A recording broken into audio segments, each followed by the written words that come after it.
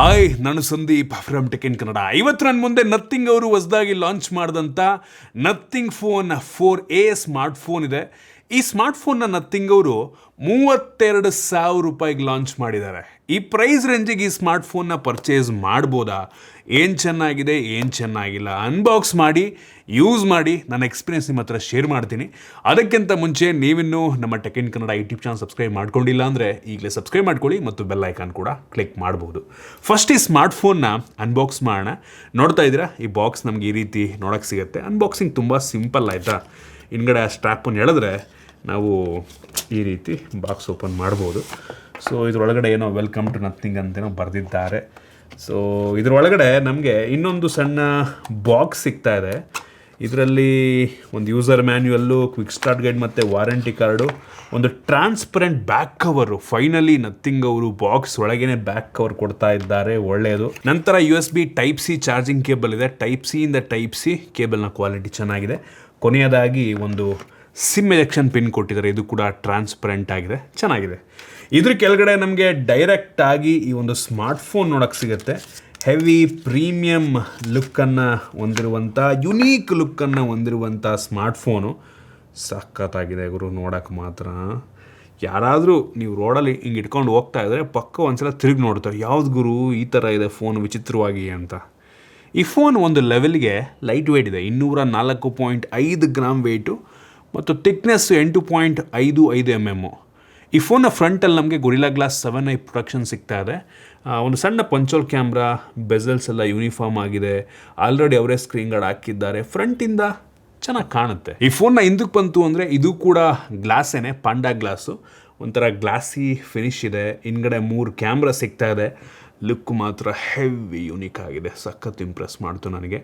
ಹಿಂದ್ಗಡೆಯಿಂದ ಇದೊಂದು ರೀತಿ ಗೂಬೆ ರೀತಿಯ ಡಿಸೈನ್ನ ಮಾಡಿದ್ದಾರೆ ಆಯಿತಾ. ಒಂದು ಗೂಬೆ ಈ ಕ್ಯಾಮ್ರಾಗಳು ಕಣ್ಣು, ಸೊ ಇದೊಂದು ರೀತಿ ಬಾಡಿ ರೀತಿ ಕಾಣುತ್ತೆ. ಸೊ ಒಂಥರ ಸಿಮಿಲಾರಿಟೀಸನ್ನು ಕೊಟ್ಟಿದ್ದಾರೆ. ಜೊತೆಗೆ ಈ ಫೋನ್ನ ಹಿಂದೆ ಗ್ಲಿಫ್ ಇಂಟರ್ಫೇಸ್ ಕೂಡ ಇದೆ. ಈ ಸಲ ತುಂಬ ಸಣ್ಣದಾಗಿದೆ ಗ್ಲಿಫ್ ಇಂಟರ್ಫೇಸು, ಒಂದು ಲೈನ್ ರೀತಿ ಅಷ್ಟೇ. ಜೊತೆಗೆ ಒಂದು ರೆಡ್ LED ಇಂಡಿಕೇಟರ್ ಇದೆ. ಸೊ ನೀವು ವಿಡಿಯೋ ರೆಕಾರ್ಡ್ ಮಾಡಬೇಕಾದ್ರೆ ಇಲ್ಲಿ ರೆಡ್ ಲೈಟ್ ಆನ್ ಆಗುತ್ತೆ. ವಿಡಿಯೋಗ್ರಫರ್ಗಳಿಗೆ ನಂಗೆ ಅನಿಸ್ತೀನಿ ತುಂಬ ಹೆಲ್ಪ್ ಆಗುತ್ತೆ. ಈ ಒಂದು ಗ್ಲಿಫ್ ಇಂಟರ್ಫೇಸ್ನ ನೀವು ಕಸ್ಟಮೈಸ್ ಕೂಡ ಮಾಡ್ಕೊಬೋದು. ಮ್ಯೂಸಿಕ್ ಬಂದಾಗ, ಕಾಲ್ಸ್ ಬಂದಾಗ, ಮತ್ತು ವಾಲ್ಯೂಮನ್ನು ಅಪ್ ಡೌನ್ ಮಾಡಿದ್ರೆ ಇಲ್ಲೂ ಕೂಡ ನಿಮಗೆ ನೋಡ್ತಾ ಇದ್ರೆ ಬಾರು ಅಪ್ ಡೌನ್ ಆಗುತ್ತೆ. ಸೊ ಒಂಥರ ಯುನೀಕ್ ಆಗಿದೆ. ಫುಲ್ ಹಾಕ್ಬಿಟ್ಟು ಜಾಸ್ತಿ ಓವರ್ ಜಾತ್ರೆ ಮಾಡಿಲ್ಲ, ತುಂಬ ಸಿಂಪಲ್ ಆಗಿದೆ. ಹಿಂದ್ಗಡೆಯಿಂದ ನನಗಂತೂ ಫೋನ್ ತುಂಬ ಇಂಪ್ರೆಸ್ ಮಾಡ್ತು. ಈ ಫೋನಲ್ಲಿ ಫ್ರೇಮು ಪ್ಲಾಸ್ಟಿಕ್ ಫ್ರೇಮು, ಬಿಳಿ ಬಣ್ಣದ್ದು. USB Type-C ಪೋರ್ಟ್ ಇದೆ, ಯಾವುದೇ ಹೆಡ್ಫೋನ್ ಜಾಕ್ ಇಲ್ಲ, ಮತ್ತು ಡೆಡಿಕೇಟೆಡ್ SD ಕಾರ್ಡ್ ಸ್ಲಾಟ್ ಕೂಡ ಇಲ್ಲ. 2 ನ್ಯಾನೋ ಸಿಮ್ಮನ್ನು ಹಾಕೊಬೋದು, ಮತ್ತು IP64 ಡಸ್ಟ್ ಮತ್ತು ವಾಟರ್ ರೆಸಿಸ್ಟೆಂಟ್ ರೇಟಿಂಗ್ ಕೂಡ ಸಿಗ್ತಾ ಇದೆ. ಜೊತೆಗೆ ಈ ಎಸೆನ್ಷಿಯಲ್ ಕೀ ಏನಿದೆ, ಸೊ ಒಂದು ಡೆಡಿಕೇಟೆಡ್ AI ಬಟನ್, ಆ ಪ್ಲೇಸ್ಮೆಂಟನ್ನು ಚೇಂಜ್ ಮಾಡಿದ್ದಾರೆ. ಹೋದ ಸಲ ಬಲಗಡೆ ಇತ್ತು ಈ volume up down power button ಜೊತೆಗೆ ಇತ್ತು, ಕನ್ಫ್ಯೂಷನ್ ಆಗ್ತಾ ಇತ್ತು. ಸೊ ಆ ಪ್ಲೇಸ್ಮೆಂಟನ್ನು ಚೇಂಜ್ ಮಾಡಿಬಿಟ್ಟು ಈ ಕಡೆ ಹಾಕಿದ್ದಾರೆ ಆಯಿತಾ. ಸೊ ಈ ಬಟನ್ಸ್ ಎಲ್ಲ ಫುಲ್ ಅಲ್ಯೂಮಿನಿಯಮಿಂದ ಆಗಿರೋದಂತೆ, ಒಳ್ಳೆಯದು. ಜೊತೆಗೆ ಈ ಫೋನ್ ಸದ್ಯಕ್ಕೆ 4 ಕಲರಲ್ಲಿ ಲಾಂಚ್ ಆಗ್ತಾ ಇದೆ. ನನಗೆ ಪಿಂಕ್ ಕಲರ್, ಇನ್ನೊಂದು ವೈಟ್ ಬಿಟ್ಟರೆ ಪಿಂಕ್ ಸ್ವಲ್ಪ ಯೂನೀಕಾಗಿ ಡಿಫ್ರೆಂಟ್ ಆಗಿದೆ ಅಂತ ಅನ್ನಿಸ್ತು. ನೋಡ್ರಪ್ಪ, ಹುಡುಗಿರು ಯಾರು ತಗೊಳ್ಳೋರಿದ್ರೆ ಅಂಥವ್ರಿಗೆ ಇನ್ನೂ ಇಷ್ಟ ಆಗಬಹುದೇನೋ. ಓವರಾಲ್ ಡಿಸೈನ್ ಮತ್ತು ಬಿಲ್ಡ್ ಕ್ವಾಲಿಟಿ ಚೆನ್ನಾಗಿದೆ. ಮೆಟಾಲಿಕ್ ಫ್ರೇಮ್ ಒಂದು ಕೊಟ್ಬಿಟ್ಟಿದ್ರೆ ಬೆಂಕಿ ಇರ್ತಾ ಇತ್ತು. ಇನ್ನು ಡಿಸ್ಪ್ಲೇಗೆ ಬಂತು ಅಂತ ಅಂದರೆ 6.78 ಇಂಚಿಂದು 1.5Kದು LTPS ಫ್ಲೆಕ್ಸಿಬಲ್ ಅಮೋಲೆಡ್ ಡಿಸ್ಪ್ಲೇ ಅಂತೆ. ಸೊ ಇದು 120 Hz ಅಡಾಪ್ಟಿವ್ ರಿಫ್ರೆಶ್ ರೇಟನ್ನು ಹೊಂದಿರುವಂಥ ಡಿಸ್ಪ್ಲೇ. ಹೆವಿ ಬ್ರೈಟ್ ಆಗಿದೆ. 4500 ನಿಟ್ಸಿಂದು ಪೀಕ್ ಬ್ರೈಟ್ನೆಸ್ಸು. ಹೈ ಬ್ರೈಟ್ನೆಸ್ ಮೋಡಲ್ಲೇ 1600 ನಿಟ್ಸ್ ತನಕ ಬ್ರೈಟ್ ಆಗುತ್ತೆ. ಟಚ್ ಸ್ಯಾಂಪ್ಲಿಂಗ್ ರೇಟ್ ಕೂಡ ತುಂಬ ಜಾಸ್ತಿ ಇದೆ. ಈ ಪ್ರೈಸ್ ರೇಂಜಿಗೆ ಒಂದು ಒಳ್ಳೆಯ ಡಿಸ್ಪ್ಲೇ ಅಂತೀನಿ ನಾನು. ಇನ್ನು ಸ್ಟೋರೇಜಿಗೆ ಬಂತು ಅಂದರೆ ನಿಮಗೆ ಅಪ್ ಟು 256 GB ತನಕ ಸ್ಟೋರೇಜ್ ವೇರಿಯಂಟು ಮತ್ತು ಅಪ್ ಟು 12 GB ತನಕ ರ್ಯಾಮ್ ಅವೈಲಬಲ್ ಆಗಿದೆ. 3 ವೇರಿಯಂಟಲ್ಲಿ ಲಾಂಚ್ ಆಗ್ತಾ ಇದೆ. LPDDR4X ರ್ಯಾಮು ಕಡಿಮೆ ಆಯಿತು ನಂಗೆ ಅನ್ನಿಸ್ತಂಗೆ, 5X ಕೊಡ್ಬೋದಾಗಿತ್ತು ಈ ಪ್ರೈಸ್ ರೇಂಜಿಗೆ. UFS 3.1 ಸ್ಟೋರೇಜನ್ನು ಕೊಟ್ಟಿದ್ದಾರೆ. ಇದು ಓಕೆ, 4.1 ಕೂಡ ಕೊಟ್ಟಿದ್ರೆ ಚೆನ್ನಾಗಿರ್ತಾ ಇತ್ತು ನಂಗೆ ಅನ್ನಿಸ್ತಂಗೆ. ಅಟ್ಲೀಸ್ಟ್ 4.0 ಕೊಡ್ಬೋದಾಗಿತ್ತು. ಇನ್ನು ಪರ್ಫಾರ್ಮೆನ್ಸಿಗೆ ಬಂತು ಅಂತ ಅಂದರೆ ಇದರಲ್ಲಿ ಒಂದು ಹೈಯರ್ ಮಿಡ್ ಎಂಡ್ ಪ್ರೊಸೆಸರ್ ಇದೆ. Snapdragon 7S Gen 4 processor. ಕಳೆದ ವರ್ಷ Gen 3 ಇತ್ತು, ಸೊ ಅದನ್ನು ಅಪ್ಗ್ರೇಡ್ ಮಾಡಿ Gen 4 ಹಾಕಿದ್ದಾರೆ. ಅಂಥದ್ದು ಬೆಂಚ್ ಮಾರ್ಕ್ ನಾವು ಚೆಕ್ ಮಾಡಬೇಕಾದ್ರೆ ಸ್ಕೋರ್ನ ತೋರಿಸ್ತಾ ಇಲ್ಲ, ಯಾಕೋ ಗೊತ್ತಿಲ್ಲ. ಸೊ ನಾರ್ಮಲಿ ಈ ಪ್ರೊಸೆಸರು 11-12 ಲಕ್ಷ ಬೆಂಚ್ ಮಾರ್ಕ್ ರೇಟಿಂಗನ್ನು ಕೊಡುತ್ತೆ. ಸೊ ಪವರ್ಫುಲ್ ಆಗಿರುವಂಥ ಫೋನೇ, ಹಂಗಂತ ಈ ಪ್ರೈಸ್ ರೇಂಜಿಗೆ ಇದಕ್ಕಿಂತ ಪವರ್ಫುಲ್ ಆಗಿರುವಂಥ ಸಿಗಲ್ಲ ಅಂತ ಅಲ್ಲ, ಇದಕ್ಕಿಂತ ಪವರ್ಫುಲ್ ಆಗಿರುವಂಥದ್ದು ಆರಾಮಾಗಿ ಸಿಗುತ್ತೆ. ಈ ವಿಷಯ ತಲ್ಲಿಟ್ಕೊಳ್ಳಿ. ನಾವು ಈ ಬೆಂಚ್ ಮಾರ್ಕ್ ಮಾಡೋ ಟೈಮಲ್ಲಿ ಬ್ಯಾಟ್ರಿ ಡ್ರೈನ್ ಮತ್ತು ಟೆಂಪ್ರೇಚರ್ ವೇರಿಯೇಷನ್ ಎರಡನ್ನೂ ಕೂಡ ಚೆಕ್ ಮಾಡಿದ್ವು. ಎರಡೂ ಕೂಡ ತುಂಬ ನಾರ್ಮಲ್ ಆಗಿದೆ. ಜಾಸ್ತಿ ಬ್ಯಾಟ್ರಿ ಡ್ರೈನ್ ಕೂಡ ಆಗಲಿಲ್ಲ, ಚೆನ್ನಾಗಿ ಆಪ್ಟಿಮೈಸ್ ಆಗಿದೆ. ಒಂದು 6-7% ಆಯಿತು ಮತ್ತು ಟೆಂಪ್ರೇಚರ್ 42 ಡಿಗ್ರಿ ತನಕ ಹೋಯಿತು. ಅದು ತುಂಬ ನಾರ್ಮಲ್ಲು. ಗೀಕ್ ಬೆಂಚ್ ಸ್ಕೋರ್ನ ಕೂಡ ನಾನು ನಿಮಗೆ ತೋರಿಸ್ತಾ ಇದ್ದೀನಿ. ಏನು ಗೇಮಿಂಗ್ ಟೆಸ್ಟನ್ನು ಸಹ ಮಾಡಿದ್ವು. BGMIನಲ್ಲಿ ಸ್ಮೂತಲ್ಲಿ ಅಲ್ಟ್ರಾ ಎಕ್ಸ್ಟ್ರೀಮ್ ತನಕ ಹೋಗುತ್ತೆ. So 120 FPS gameplay support ಗುರು. ಅಲ್ಟ್ರಾ ಎಕ್ಸ್ಟ್ರೀಮ್ ಬೆಂಕಿ. ಎಕ್ಸ್ಟ್ರೀಮ್ ಪ್ಲಸ್ ಅಂತ ಅಂದರೆ 90, ಅಲ್ಟ್ರಾ ಎಕ್ಸ್ಟ್ರೀಮ್ ಬೇರೆ ಕೊಟ್ಬಿಟ್ಟವ್ರೆ. ಸೊ ಸ್ಮೂತ್ ಗೇಮ್ ಪ್ಲೇ ನಮಗೆ ಸಿಗುತ್ತೆ. ಅಲ್ಟ್ರಾ HDRನಲ್ಲಿ ಮ್ಯಾಕ್ಸಿಮಮ್ ಸೆಟ್ಟಿಂಗಲ್ಲಿ ಅಲ್ಟ್ರಾ ತನಕ ಹೋಗುತ್ತೆ. ಇದು ಕೂಡ ಒಂದು ಲೆವೆಲಿಗೆ ಪ್ಲೇಯಬಲ್ ಇದೆ.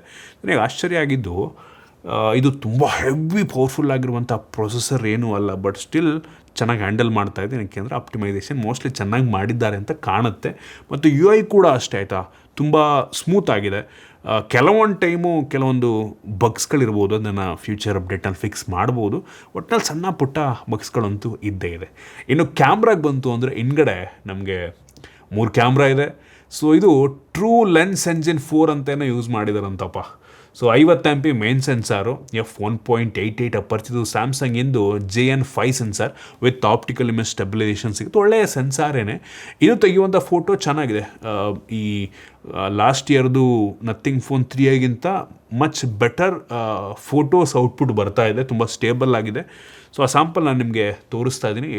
ಬೆಂಕಿ one of the best camera ಅಂತ ಅನ್ನೋದಿಲ್ಲ ಆಯಿತಾ. ಒಳ್ಳೆ ಸ್ಯಾಂಪಲ್ ಚೆನ್ನಾಗಿದೆ, ಓಕೆ, ಒಂದು ಲೆವೆಲಿಗೆ ಪರವಾಗಿಲ್ಲ.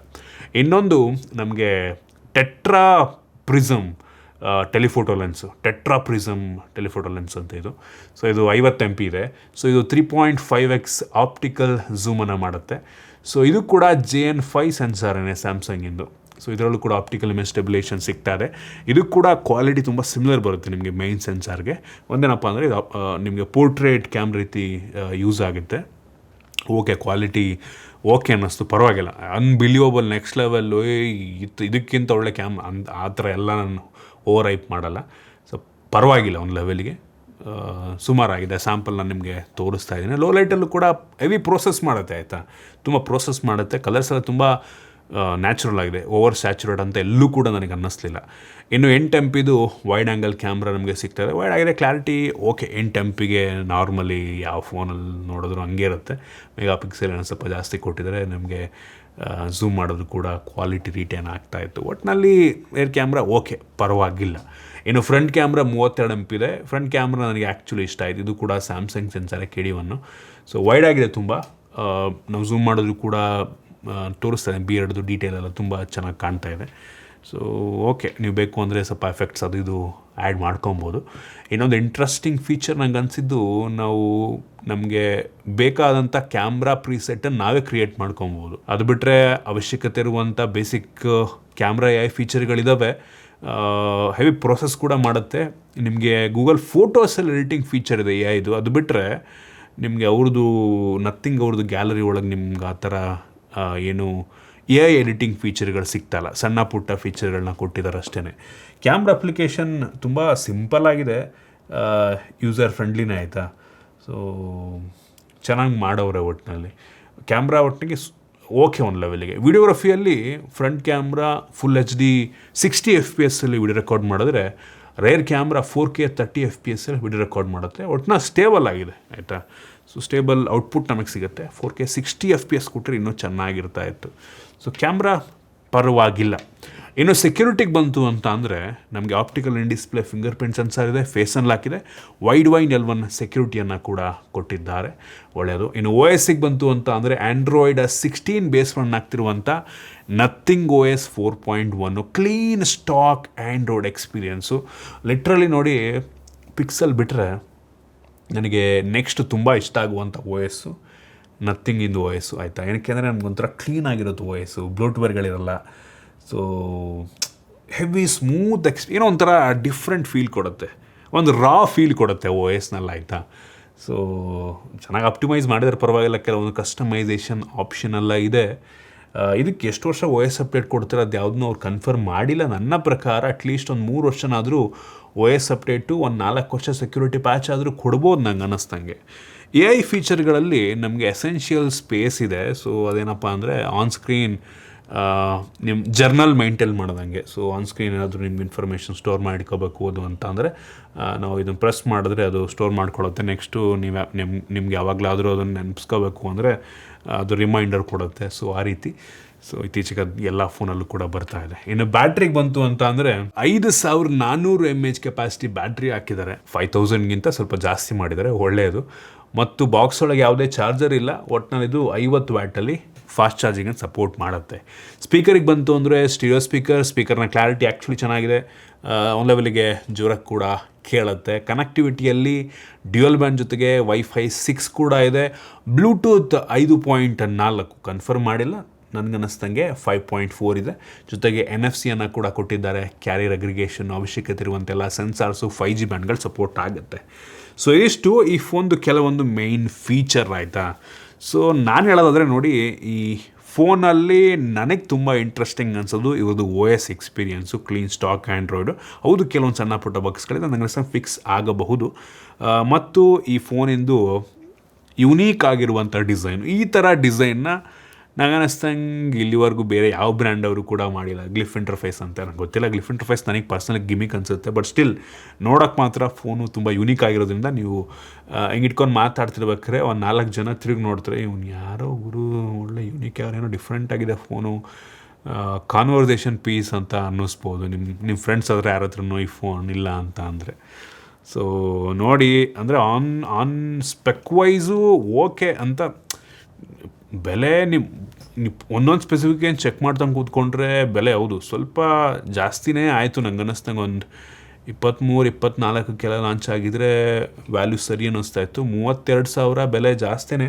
ನಂಗೆ ಅನ್ನಿಸ್ದಂಗೆ ನಥಿಂಗ್ ಅವರು ಸ್ವಲ್ಪ ದಿನ ಆದಮೇಲೆ ಈ ಫೋನಿನ ಪ್ರೈಸ್ ಕಡಿಮೆ ಮಾಡೋ ಎಲ್ಲ ಚಾನ್ಸಸ್ ಇದೆ. ಪ್ರತಿ ಸಲ ಮಾಡ್ತಾರೆ, ಈ ಸಲ ಮಾಡ್ಬೋದು ನೋಡಿ. ಸೊ ಫೋನೇನೋ ಚೆನ್ನಾಗಿದೆ, ಬೆಲೆ ಸ್ವಲ್ಪ ಜಾಸ್ತಿ ಅಂತ ನನ್ನ ಅಭಿಪ್ರಾಯ. ಇವ್ರದ್ದು next nothing phone 4A Pro ಕೂಡ ಬರ್ಬೋದು ಇನ್ನೊಂದು 15 ದಿನದಲ್ಲಿ, ನೋಡೋಣ. ಆದರೆ ಅದನ್ನು ಕೂಡ ಅನ್ಬಾಕ್ಸ್ ಮಾಡ್ತೀನಿ, ಗೊತ್ತಿಲ್ಲ ಏನು ಡಿಫ್ರೆನ್ಸ್ ಇರುತ್ತೆ ಅಂತ.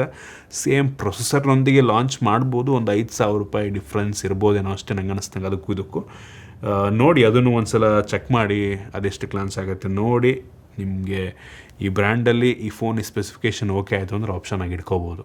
ಇದಿಷ್ಟು ಈ ಫೋನ್ನ ಬಗ್ಗೆ ನನ್ನ ಒಪಿನಿಯನ್. ನಿಮ್ಗಿದ್ರ ಬಗ್ಗೆ ಅನ್ನಿಸ್ತು ಕಾಮೆಂಟ್ ಮಾಡಿ. ಇಷ್ಟ ಆಗಿದ್ರೆ ಲೈಕ್ ಮಾಡಿ, ಶೇರ್ ಮಾಡಿ. ಇದೇ ರೀತಿ ನಮ್ಮ ಬೇರೆ ಬೇರೆ ವೀಡಿಯೋಗಳಿಗೆ ನಮ್ಮ tech in Kannada YouTube channel subscribe ಮಾಡ್ಕೊಂಡಿಲ್ಲ ಅಂದರೆ ಈಗಲೇ ಸಬ್ಸ್ಕ್ರೈಬ್ ಮಾಡ್ಕೊಳ್ಳಿ ಮತ್ತು ಬೆಲ್ ಐಕಾನ್ ಕೂಡ ಕ್ಲಿಕ್ ಮಾಡ್ಬೋದು. ಸಿಗೋಣ ಮತ್ತೆ ಮುಂದಿನ ವೀಡಿಯೋದಲ್ಲಿ.